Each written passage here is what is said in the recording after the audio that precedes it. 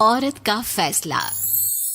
नैतिक मूल्यों से ये कहानी भले ही आपको इंसाफ करती ना दिखे, लेकिन जिम्मेदारियों की नजर से देखेंगे तो शायद कुछ समझ में आए।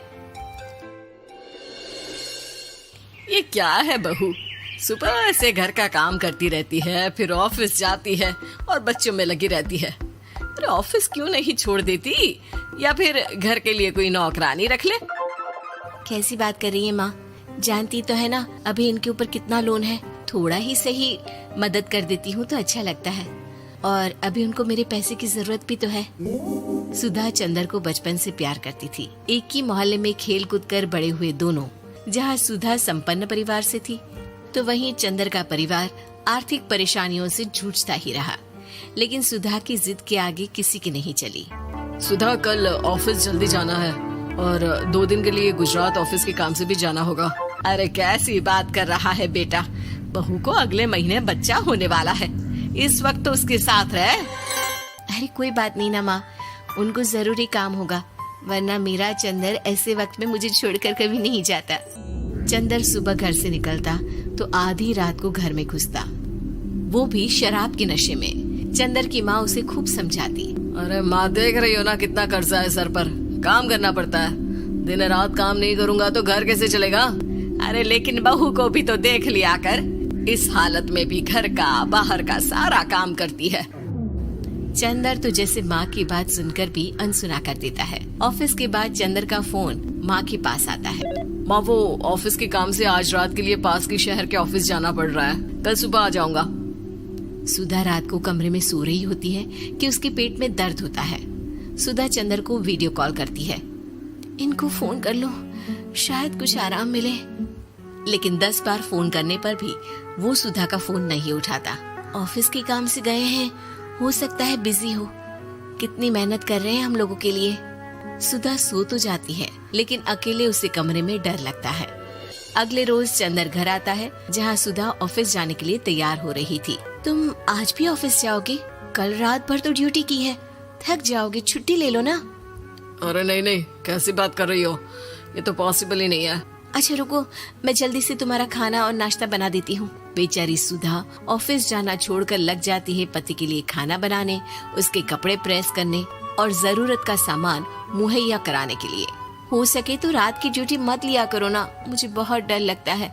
अरे यार क्या है, तुम तो ऐसे बिहेव कर रही हो कि तुम ही अकेली हो जिसे बच्चा होने वाला है।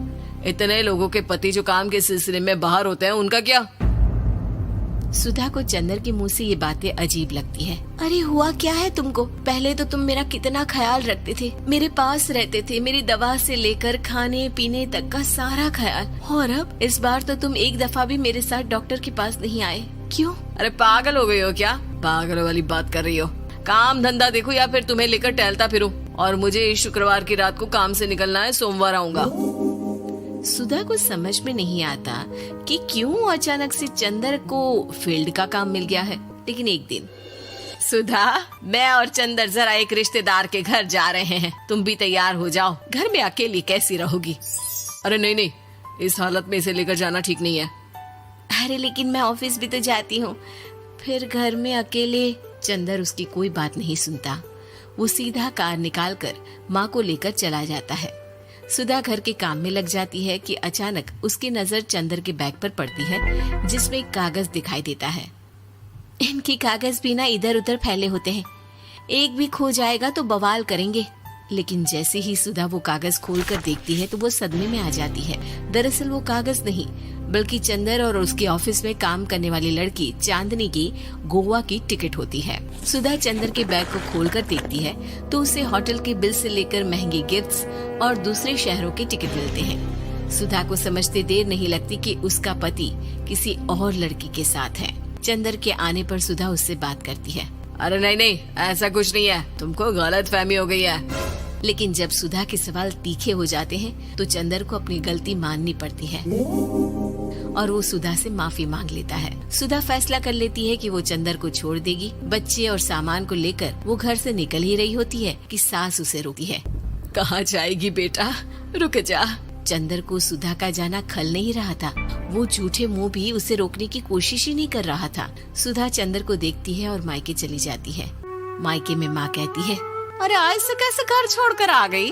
कौन सा चंदर तुझे छोड़ रहा था? माफी तो मांग ली थी ना। देखो बेटा, बेटी डोली में जाती है और अर्थी में ही निकलती है। पर पापा, मेरा आत्मसम्मान, उसका क्या? आपने मुझे पढ़ाया लिखाया है, इस लायक बनाया कि मैं खुद का खर्चा उठा सकूं, बेटी को पढ़ा सकूं, एक अच्छा जीवन पाऊं। अरे लेकिन पति की जरूरत तो होती है ना सुधा दीदी, और अगर आपको नहीं है तो इस बच्ची का सोचो जो अपने पिता से इस कदर जुड़ी है। आने वाले बच्चे की सोचो जिसके आने से पहले ही आपने पिता का प्यार से दूर करने की सोच ली। सुधा फोन देखती है लेकिन चंदर का कोई कॉल नहीं होता। वो समझ नहीं पाती कि अपने आत्मसम्मान के बारे में सोचे या बच्चों के बारे में।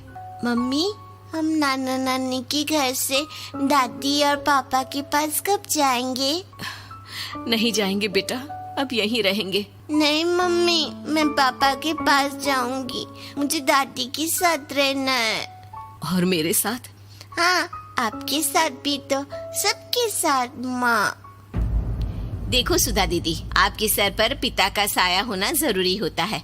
अपने घमंड के लिए पिता और बेटी को अलग मत करो। सुधा अब सामान उठाकर अपने ससुराल जाने लगती है, लेकिन मन में सवाल रह जाता है कि जिसे दुनिया घमंड समझ रही है वो उसका आत्मसम्मान था।